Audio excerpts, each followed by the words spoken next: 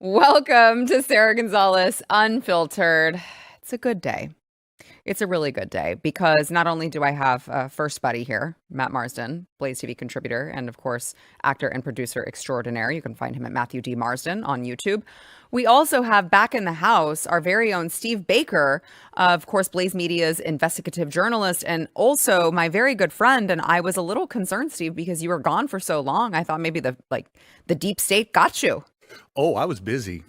They took me and sent me places doing things that, nobody else we can't talk about on the air, but we'll, later on. I mean, literally in real life, we have not had a chance to catch up yet. So I genuinely have no idea what you've been up to, but I can only imagine. It's fun. Oh, the stories that I can't wait to hear off air.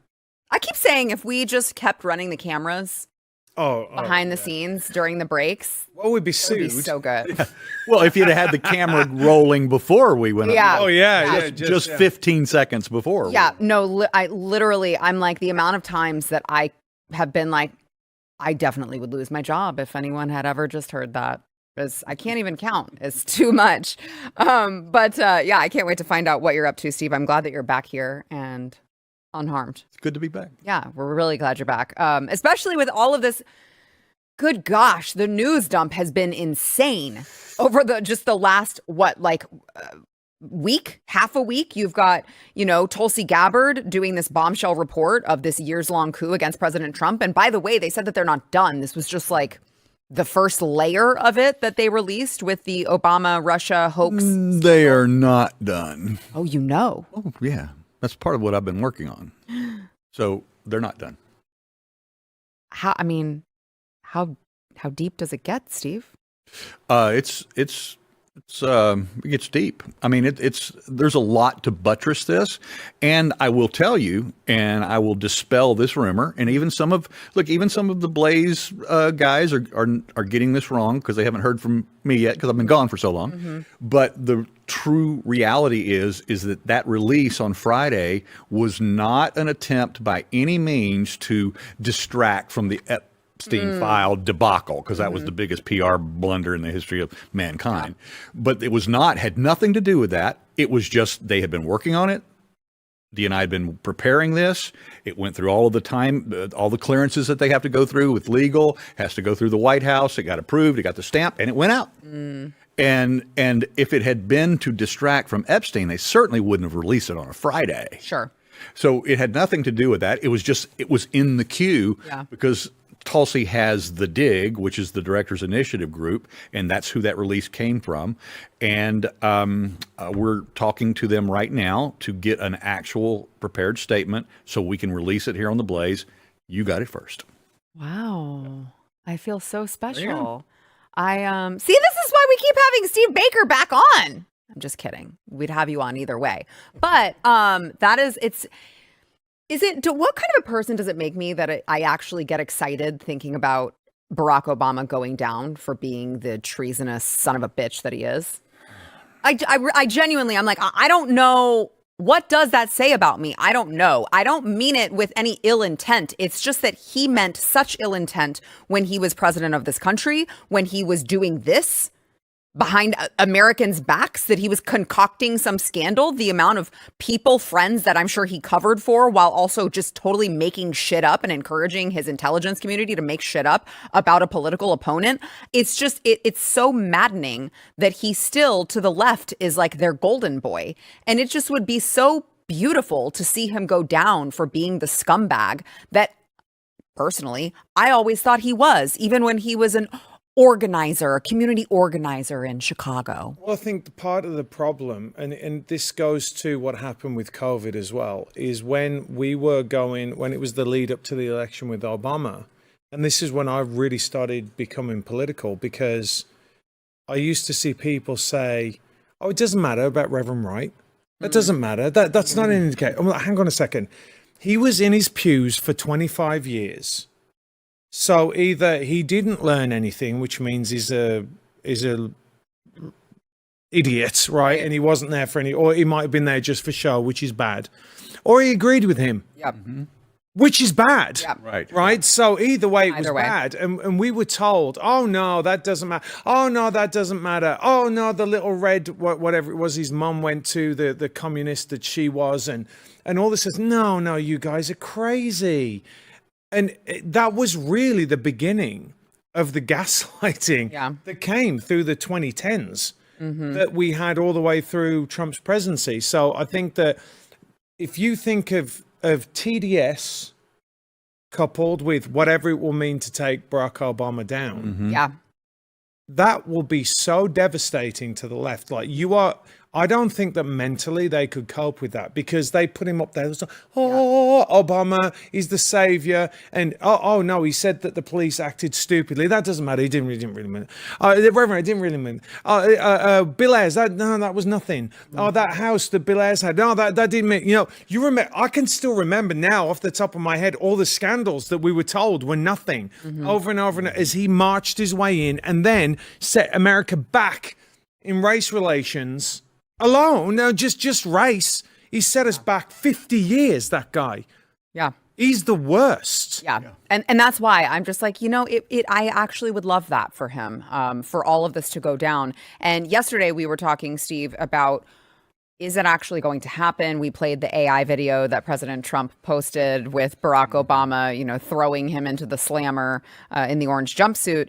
And now, you could say like, oh, well, that was just an AI video. But President Trump from the Oval Office today actually was asked about this. He gave a press conference and, this was at the top of every reporter's mind. And so he was asked about what he thought of this. And so this is President Trump. It's not an AI video. It's not something that he just posted offhand on Truth Social. This is President Trump in his own words using the T word when talking about Obama's actions. Watch. From your perspective, who should the DOJ target as part of their investigation? What specific figures in the Obama administration? Well, based on what I read, and I read pretty much what you read, it would be President Obama. He started it. If you look at those papers, they have him stone cold, and it was President Obama. It wasn't lots of people all over the place. It was them too. But the leader of the gang was President Obama. Barack Hussein Obama. Have you heard of him? And except for the fact that he gets shielded by the press for his entire life, that's the one they... Look, he's guilty. It's not a question. I like to say, let's give it time. It's there. He's guilty. This was treason. This was every word you can think of. They tried to steal the election. They tried to obfuscate the election. They did things that nobody's ever even imagined, even in other countries. You've seen some pretty rough countries. This man has seen some pretty rough countries, but you've never seen anything like that. Is that the Philippines and we have all leader? of the documents. And from what Tulsi told me, she's got thousands of additional documents coming. So, Steve?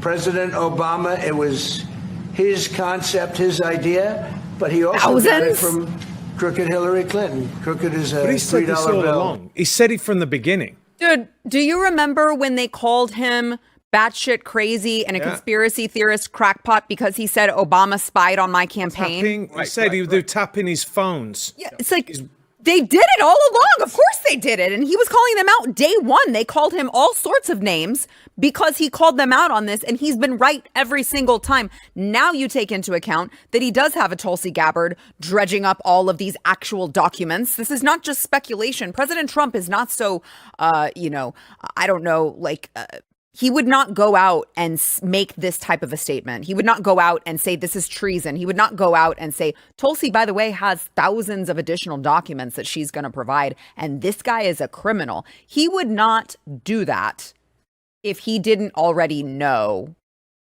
how, again, to Steve's point, how deep this actually goes. And that wasn't flippant there at all. No. He was very, very serious, using treason. Yeah. Which we actually said yesterday, I think we said last week about this, is I am so glad he's actually saying it because people throw these words around. The left throws the words around, racist, treasonous. This is the real deal. Mm-hmm. I think think it's going to get very spicy. You know, the left, I don't know if you're keeping your, finger on the pulse of the way the left is responding to this on social media. You know how the algorithm will kind of carve us out from all the other people. Sure. But on my Facebook account, because I had a very large Facebook following from my career in music, I get a lot of information from Facebook about how they really think about it. And they're convinced. I also have a Blue Sky account that I use. Nuh-uh. Yeah, no, I do. I do as well, actually. No, you don't. Yeah, yeah. I do, but I don't troll on it. I bought it just to tell them to go and.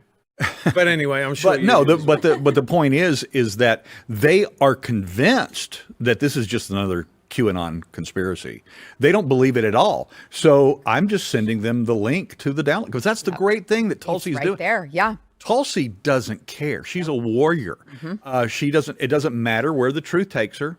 She's going to release it when it's ready to be released. This is what we're going to go find out. We're going to find the truth, and we're going to release it. You know, whoever's implicated, be damned. And that's how she feels about it. And that's what makes this. I think that's what gives her such an edge. Oh, well, this, along with many other reasons, it gives her such an edge up and above Pam Bondi, is because, I mean, you could say, again, I never thought Pam Bondi was a good pick. I was never happy with it. But it's different when you take someone, oh, they've been a conservative their whole life. Oh, they've been Republican. Oh, this is just President Trump's lackey. Oh, they're going to do whatever President Trump says. Oh, they can concoct something. I mean, you're taking someone who came from the other side, who has had the evolution that she's had solely because she is objective and non-biased and just is based in truth and principle. You're taking that lady, and that's the lady who's saying the entire country needs to know about this. It makes it all like it's heavier, right? It's a heavier hit, I think, coming from her with her credibility and her past. It is. And I can go on to Facebook, and when I have these discussions with old friends of mine, from my previous life, I can say that exact thing. Have you ever tracked her voting record when she was a congresswoman? Have you ever seen the way she voted? We wouldn't like it at all. Yeah. Well, yeah. But I'd imagine. you would. Yeah. You're now the same person you're now criticizing. So Right. Which one is it? Right. Exactly. I want to play one more clip here from President Trump talking about this years-long coup. Of course, this is the biggest scandal. I don't disagree with him, but here is a little bit more of President Trump during this press conference. Watch. Now, we found this isn't like evidence this is like proof, irrefutable proof that Obama was seditious, that Obama was trying to lead a coup, and it was with Hillary Clinton, with all these other people, but Obama headed it up. And, I get a kick when I hear everyone talks about people I never even heard of. It was just, no, it was Obama. He headed it up. And it says so right in the papers. Got everything. This is the biggest scandal in the history of our country. And it really goes on to even the auto pen, because it all relates to the same thing. It all started the same sick minds. You have an auto pen, which is a tremendous, we don't have a president. We have an auto pen that signs everything. I'll bet you sign everything. You don't have auto pens. Everybody. Who doesn't sign? You're the president of a country. But it's all that whole thing leading right up to the end of it is the auto pen. And the auto pen was used by people, and Biden knew nothing about it. They were signing documents that he knew nothing about. So I think, to his point, it's, we always called this Obama 3.0, right? This was Obama's third term, the Biden administration. You had Washington insiders who were talking about how they frequently spotted Obama's motorcade going from his house to the White House. And then you had, NBC News, who even admitted to this shadow presidency that Barack Obama was orchestrating from way back November 2023. They said Biden quietly tapped Obama to help shape his AI strategy. Former President Obama quietly advised the White House over the past 5 months on its strategy to address AI, blah, blah, blah, blah, blah, holding Zoom meetings with White House aides at Biden's request, aides to both men say. And so, you look at all of these people that holdovers from the Obama administration who then came into the Biden administration. One of those was Jeff Zentz, I don't know how you say his last name, but he from 2009 to 2017, he was chief performance officer for Barack Obama, deputy director for management, director of the National Economic Council, and then he went on to become Biden's White House chief of staff, where he used an auto pen to preemptively pardon people like Anthony Fauci and General Mark Milley. General Mark Milley, that's an interesting name, Steve. That's an interesting person that they would give a preemptive pardon to. So, are we going to know about that? Really? No, we're working on it. No, I've been honest on this program here. I know it's been so long since I've been here, you've probably forgotten, but we've talked about Milley in the past. Who are you again? Yeah, exactly. and I believe that Milley, and I believe that we're going to be able to prove this, was top tier responsible in the orchestration of what happened on January 6th. And not only responsible for what transpired in terms of lighting the fuse that day, but then more importantly, making sure that all of the military, the generals in charge, knew what not to do to help after the fact. I mean, it would make sense as to why General Milley got this strange preemptive pardon along with the J6 committee. Yeah, including a couple of, Capitol Police officers that testified before the committee. And by the way, I don't know if I'm going to blow it here. I'm about to risk something, but I'm guessing what time your show airs tonight. There may be a press release today before we go off the air. If not today, it'll be tomorrow. But there is a new January 6th investigative committee formed. It's approved. They got it took them 6 months. It took them 6 months to get it hashed out. There was a meeting in the White House last week to finalize the details on it. And there's supposed to be a press release, hopefully by the time this airs. And if not, I'm going to be in trouble with somebody in Congress. We'll just scrub that. It's fine. We can't scrub it.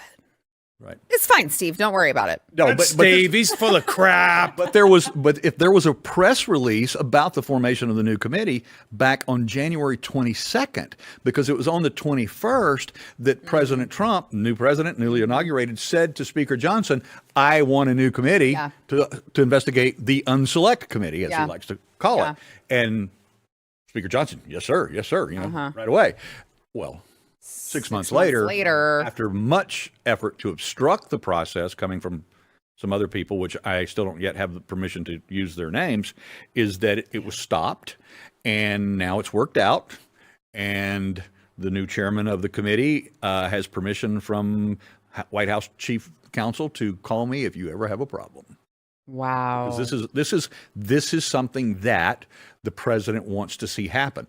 And not only that, but at the ODNI dig, which we were talking about earlier, that released the Obama files here on Friday, they also, one of their mandates from the president directly, which of course is through Tulsi, is that they will also be investigating January 6th. And so there's going to be a lot moving in that direction. And, obviously that's a pet project of mine as well. What's so funny is, before we go to break here, you have the left who constantly is talking about how democracy is so important to them. Now, I think everyone at this table would be like, we don't have a democracy. Stop saying that.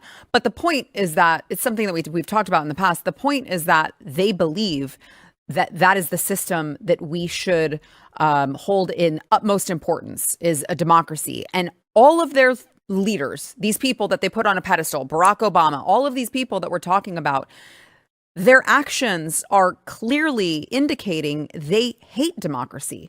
They hate it. They don't want the people actually making decisions and electing people who they want to become in power. I mean, they did everything they could to stop whatever form of democracy the left claims that they love.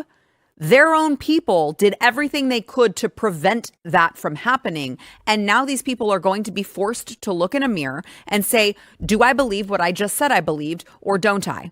Because these people never believed in that. No, they're in denial. They've always been in denial. That's why they were in denial about Trump, because especially people, if you think about this, Trump, who was a Democrat, and Tulsi, who was a Democrat, and RFK, who was a Democrat, they hate them more than anything. But I do want to make a point on this. Sarah, the other day when Trump said, "Why are we making a big deal about the Jeffrey Epstein files?" Right, and we were all like, "What?" Which we're going to talk about after. Which, by the way, yeah, which we all said, "Hey, hang on a second." If you remember, I said, if there's a massive issue behind the scenes that is either a national security issue or just something that is fundamentally affects the entire country, I understand Trump's mentality. So if you're looking at an incoming EMP or whatever it might be, you know that Iran's going to try and do something, I understand his mentality there. I think that that's what this is, because this is a domino. What he's doing through Tulsi Gabbard, it's the first domino. And he's gone right the way back to the guy that started it all, which is Obama. What comes from there, as we said yesterday, the 2020 election, January 6th, all the auto pen, everything goes back to him from there. Yeah. And so he's starting at the beginning. Yeah. This is just the start. And the way I feel, for the first time in the past, I don't know, like 20 years, I feel like we're getting justice, or that the possibility of justice Yeah.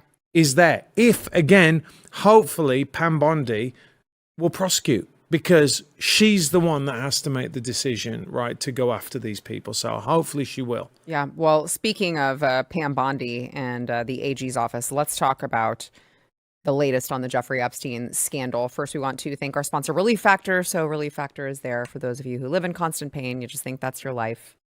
Maybe you've gotten to the age where things hurt. Everybody hurts sometime. Not looking at anyone. Anywho, Matt takes Relief Factor. I do. And it's worked tremendously for him. It's worked for me as well. It's worked for so many people at the studio who, you know, mine is back pain. I was in a car accident a long time ago, and the ramifications from that never really go away. But with Relief Factor, what it does, it's a very all-natural, very potent anti-inflammatory. And so instead of just masking your pain, it actually goes to the root cause, which is the inflammation.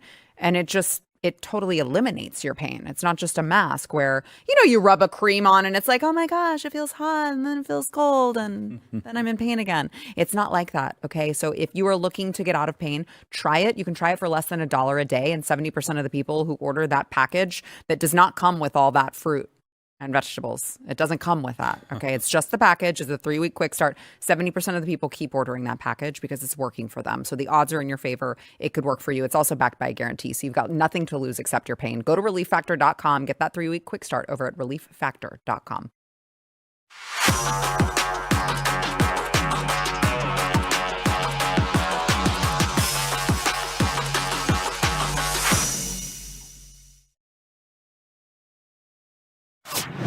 So speaking of AG Pam Bondi and the whole Epstein debacle, which just could not have been handled more poorly, in my personal humble opinion, you have a couple new developments. Number one, the court that President Trump directed Pam Bondi to go to ask them to release all of the testimony. The court now has questions on, you need to be more specific. Whose testimony do you want? And, you know, do we have victim impact statements on whether or not have we considered those? Do we have them? So the court is pushing back now on whether or not they want to release that. But now Pam Bondi, despite that setback, posted on X this was a statement from her Deputy Attorney General Todd Blanche. The joint statement by the DOJ and FBI of July 6th remains as accurate today as when it was written. Namely, that in the recent thorough review of the files maintained by the FBI in the Epstein case, no evidence was uncovered that could predicate an investigation against uncharged third parties. President Trump has told us to release all credible evidence. If Ghislaine Maxwell has information about anyone who has committed crimes against victims, the FBI and the DOJ will hear what she has to say. Therefore, at the direction of Attorney General Bondi, I have communicated with counsel for Ms. Maxwell to determine whether she would be willing to speak with prosecutors from the department. I anticipate meeting with Ms. Maxwell in the coming days, and Ghislaine Maxwell's attorney has confirmed in a response that they are in discussions with the government and that Ghislaine will, they say, always testify truthfully. I mean, if you can't trust a sex trafficker, who can you trust, right? We're grateful to President Trump for his commitment to uncovering the truth in this case. On top of that, the House Oversight Committee this was actually led by Tim Burchett. They voted to subpoena Ghislaine Maxwell over the Epstein files as well. So things are, I would say, heating up in this, despite the completely botched handling of this from the get-go. We may actually find some truth here. This was so botched on that Sunday, and it was, of course, released on purpose immediately following the Texas flooding disaster here, thinking that that would obscure and distract from this release. The timing on a Sunday, I mean, this is just not when you do it unless it's on purpose for that reason, to hide it. Well, obviously, they miscalculated. It was a much bigger blunder than, or it became a blunder. It was much more of an issue that the MAGA base cared about than they anticipated. They weren't able to distract or hide it. And so it blew up, and I went after it. I mean, for the next 24 hours, I was relentless, and I was going after them all. Yeah. Bondi, Cash, Bongino, the whole crowd. Yep. It was a joint sign-off between the FBI and DOJ, despite what the FBI has put out since then and said, oh, no, that was DOJ, that wasn't us. FBI is DOJ. Don't listen to that crap. Right. And then on Monday night, or technically Tuesday morning at 1:38 a.m., I got a call from the 7th floor of a particular building where a former FBI director used to prance around in women's clothing. And so they say. And so I get a phone call in the middle of the night telling me to back off. Shut up. No, not kidding. And I was... Wait, did you answer? Yeah, we spoke for an hour and a half. Are you awake? I was just falling asleep. Really? And I got a message, and we proceeded to talk until 3 a.m. And basically, and I've really struggled about going public with this, but I'm angry enough 2 weeks later that someone in government called a member of the press and threatened me saying, if you don't back off, you're never going to get anything else from us. And I went, after I thought about it for 24, 48, 72 hours, I went, screw that. Screw you, yeah. No, this is not the way. It's not the way it works. What would make us any different than what we criticized with the Biden administration and the left-wing media carrying the water of Joe Biden? I mean, what would make us any different if it's like, oh, I'm sorry, we can only cover stories that don't, you only like, right? You approve. Right. And anything that you don't approve of, if we have any criticisms, we're not allowed to cover that all of a sudden. I mean, that would make us no different than the opposing party that we so hastily criticize, and rightfully so. Yeah. But we have to do different. This administration should know better. They should, and I'm sure that. Well, I won't comment on that. Let's just put. Here's the funny thing: they had your phone number, but they didn't know your character. Right. They think the FBI didn't. I'm the guy that the only one of some 1,600 J6 defendants that in his pretrial restrictions, I'm the only one, and I wear this with a badge of honor, was told by the court and by the government that I could no longer drunk text my FBI agent. I love that so much. and even then, you're the FBI. Don't you want the guys you're investigating to be drunk texting you? Right. Yeah, get all the evidence you can. I mean, that's how stupid they are. Yeah. They're not as smart as we think they are. They're the preeminent law enforcement agency in the world, and that is just stupid. And we haven't had the chance to be on here and just talk about the rogue agent story we did a few weeks ago.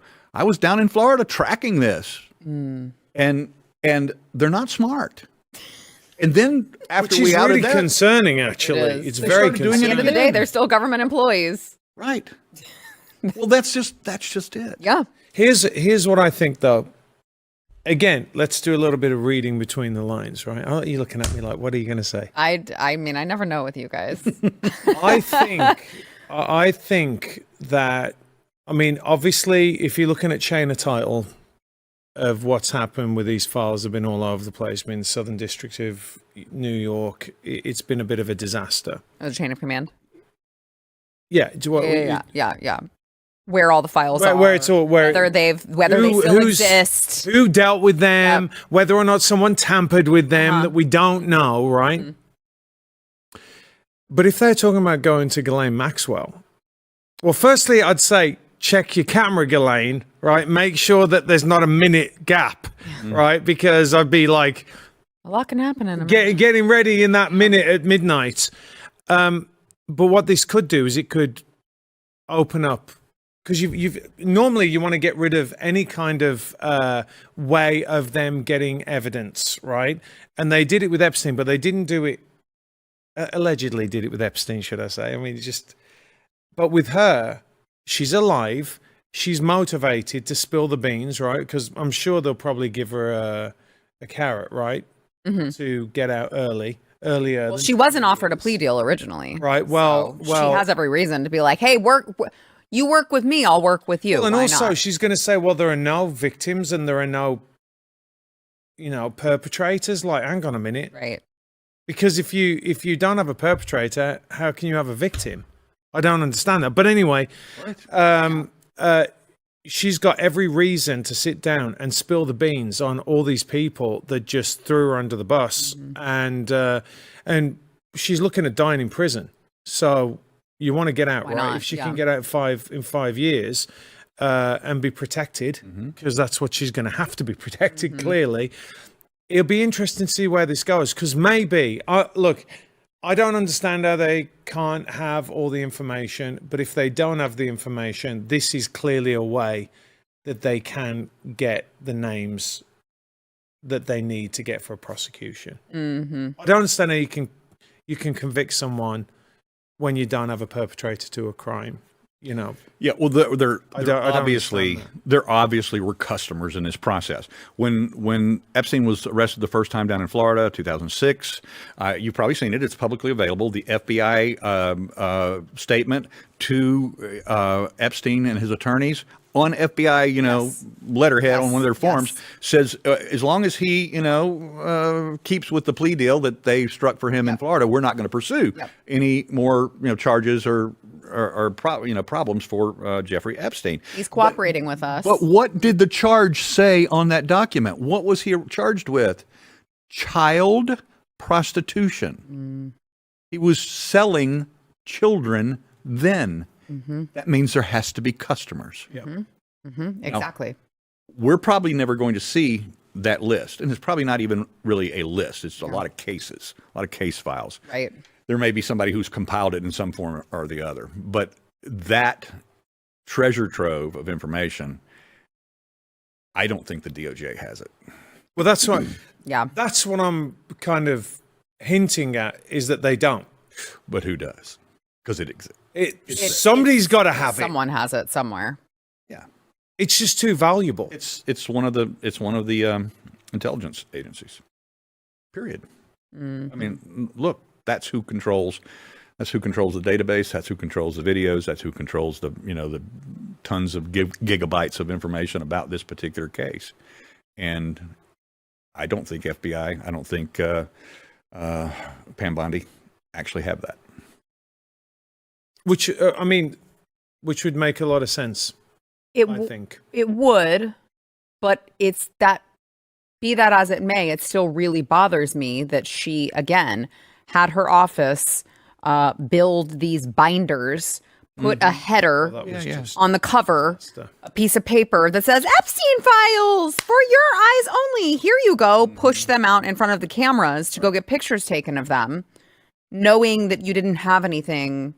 That there was no there that you were giving. Why would you do like, that? It just doesn't Can we just game that out a little bit? Yeah, real quick. Why would you do that? I can't come up with just like an innocent reason for it. It makes zero sense. There's no upside to it at all. No, there's no upside to that, but there's also no upside to Kash Patel sitting a year and a half ago on the other side of this wall right here in Glenn's office and telling him it's a little black book. And the director of the FBI has it. I guarantee it.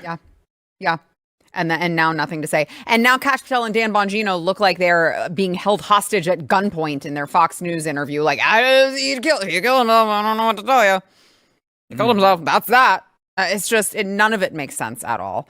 All right, let's go ahead and take a quick break. We've got, you mentioned RFK Jr. a little bit ago. We've got good news abounds when it comes to the Maha movement. We've got more on that when we return.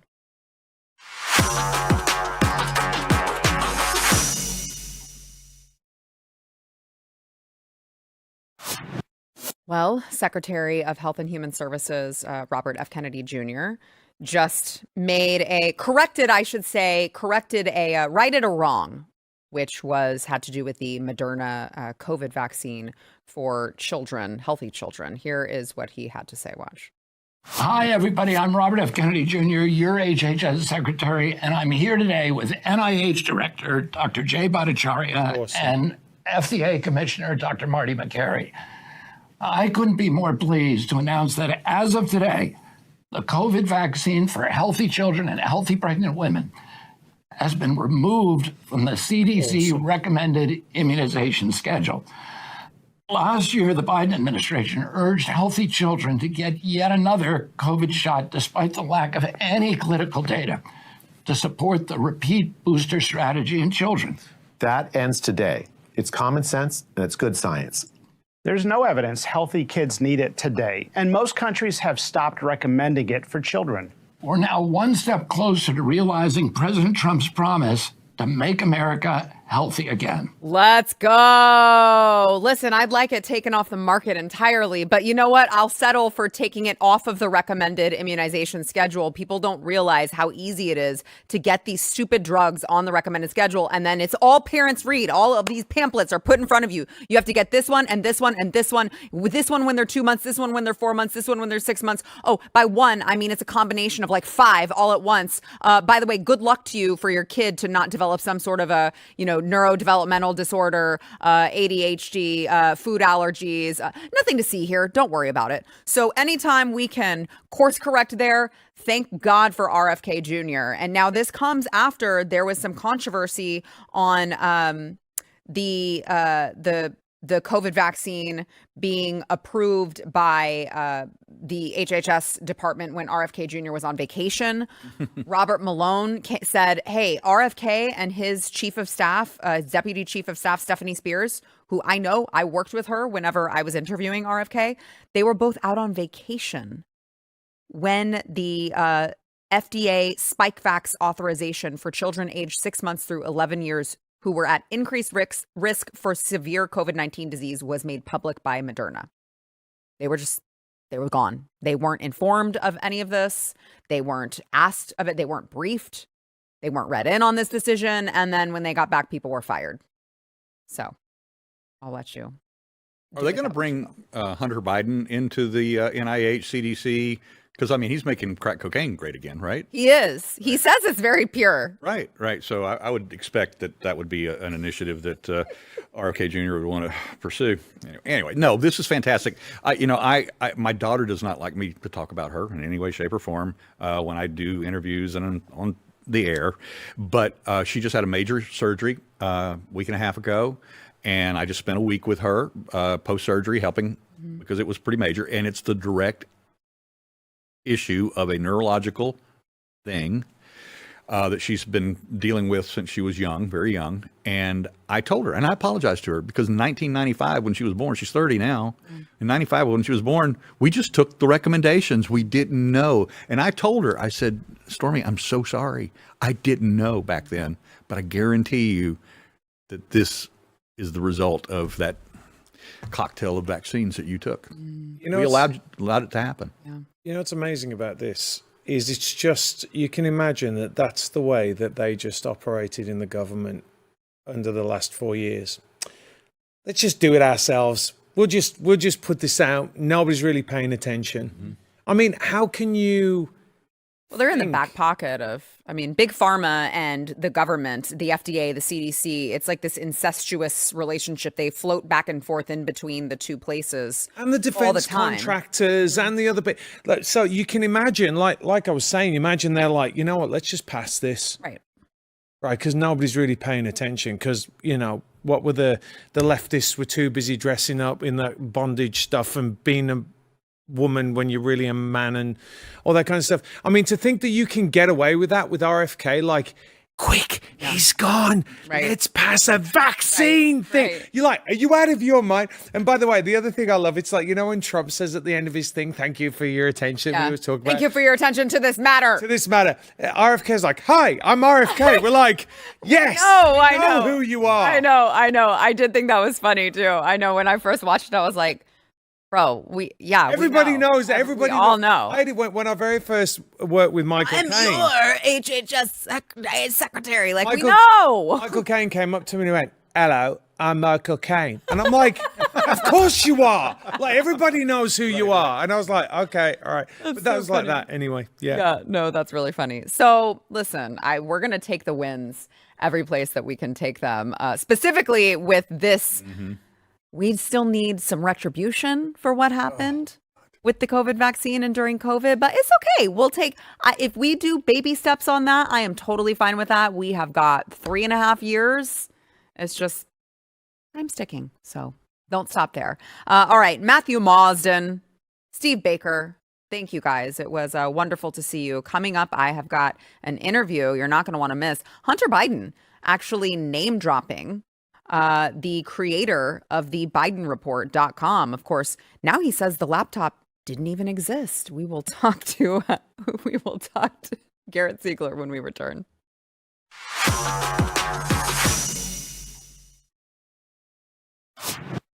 So we played some of these sound bites from Hunter Biden yesterday. He did this interview with this YouTuber, Andrew Callahan. And what we didn't get to is Hunter Biden sitting in front of this guy, telling him that the Biden laptop, doesn't exist? I don't know. You tell me what Hunter Biden just said. Watch.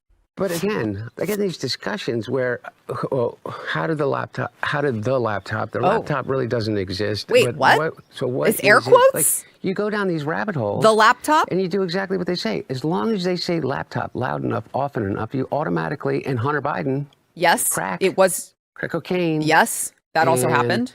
Here's the picture. And here he is shirtless, smoking crack in a bathtub. Yep, that and, happened. I keep Sadly. flashing that over and over again. And I say Hunter Biden, laptop, Ukraine, China, Ukraine, China, Hunter Biden, laptop, bird flu. Like, literally, you keep doing that over and over and over again? What? Like, none of it bears any resemblance to reality.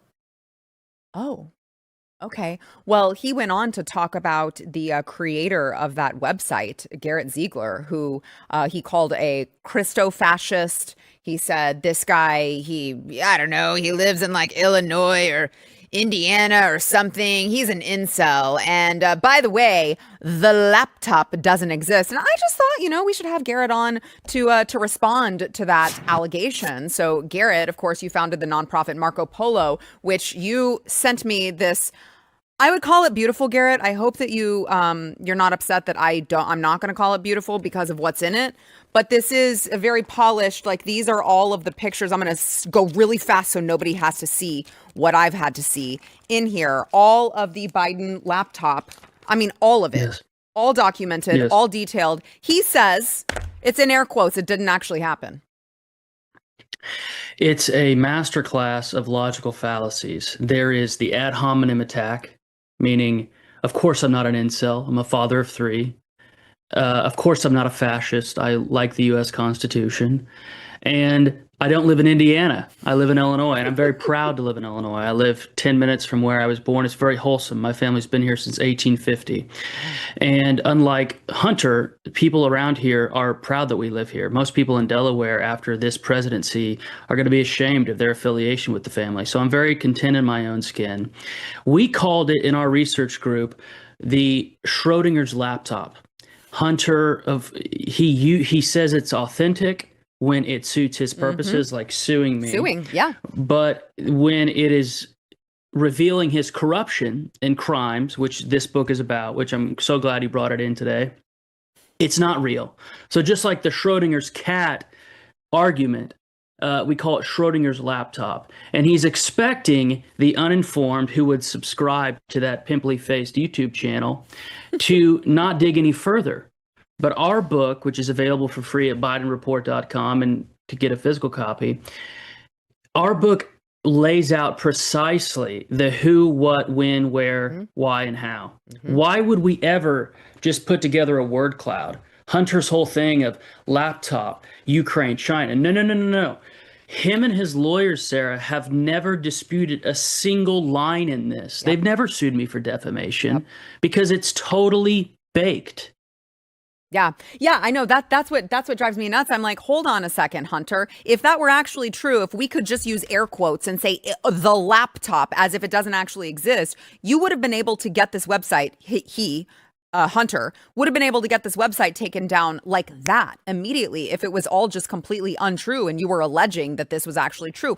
Of course it's true. Of course it's real. You guys, I mean, the table of contents here is incredible. You've got business-related crimes, one section, sex-related crimes, drug-related crimes, influence peddling. I mean, you've got it all in here. And for him to go out and not only discredit you, but also just claim that none of this actually happened. None of this is as you say that it was. And I think my favorite part of this, Garrett, is the amount of times that you have to use Hunter's cracked out teeth as like the censor for all of his naked pictures, and he's gonna claim what you made this up, you photoshopped this. I mean, it's disgusting what is in here. It is disgusting, and your audience will be interested to hear that one of their 3 causes of action in their now dismissed lawsuit against me is data modification.